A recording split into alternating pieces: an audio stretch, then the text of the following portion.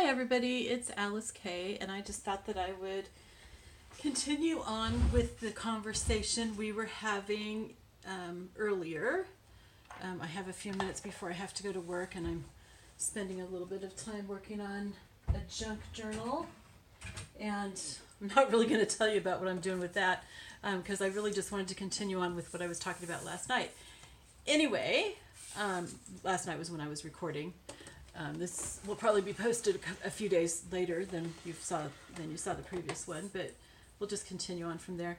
Anyway, I wanted to share with you one of the good things that I've learned from this whole thing, and that is it's kind of focused my ministry a lot more in a really good way. It's I've learned. Okay, now how am I going to remember where I had this? Sorry, I'm thinking about this while I'm talking to you. I've learned that rejection is actually a good thing because let me start back a bunch of years ago. Back, I don't know, like probably close to 10 years ago. A really, really ugly rumor was spread about me that was like nowhere near the truth. And it was kind of funny because it was like the non-Christians who heard the rumor didn't believe it. They knew better. But the Christians who heard it was like they wanted to believe it. They wanted to believe something bad, which is really sad. But I think that's kind of how it often happens. And anyway, my pastor said something very interesting to me during that time, and I'm gonna sew while I'm talking. I hope you can hear me, but I think you can because I've taped some other things while I'm sewing, and it seems to work fine.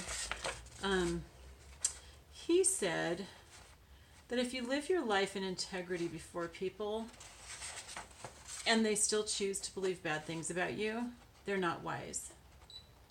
And the Bible tells us to leave the presence of a foolish person, or we won't discern words of wisdom. Okay, hold on while I sew. Just do this really quickly here. Okay, and that just really, it struck me. It was something that I've been kind of meditating on for years now, really, because I recognize it as being very true and very, where's my glue stick, and very wise, and then trying to figure out how to apply that. Sometimes, you see wisdom, but you don't really quite know what to do with it. And that's kind of how that's been with this for me. And so I'm just sewing this, I'm just gluing this in place so it'll stay in place while I sew it, not move around. And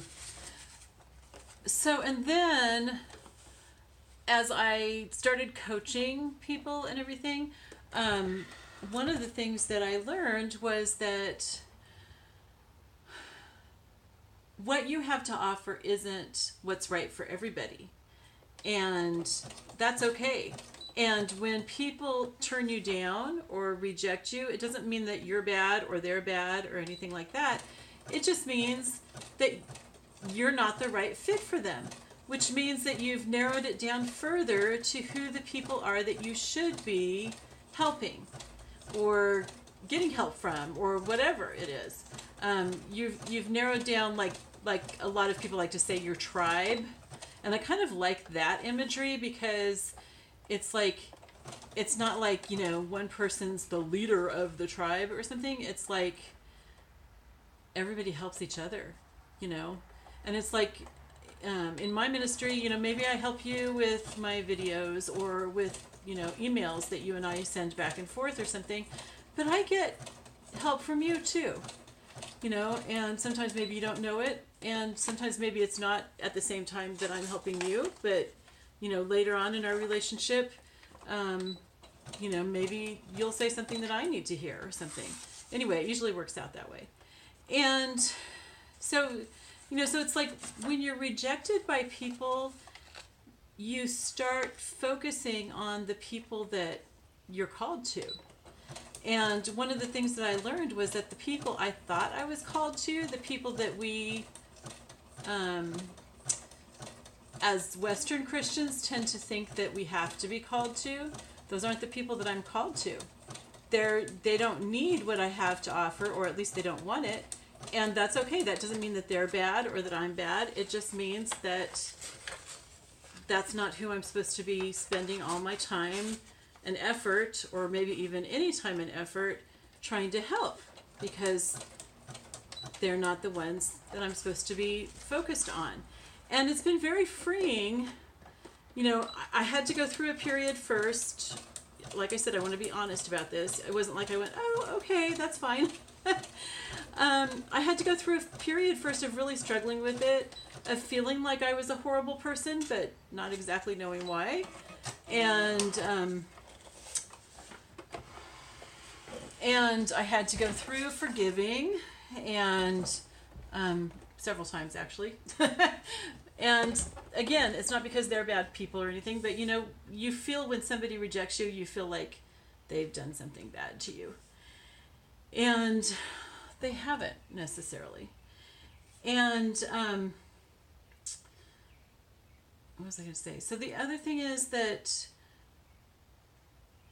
it made me start realizing that trying to have a relationship with people who don't want to have a relationship with you is a real waste of time.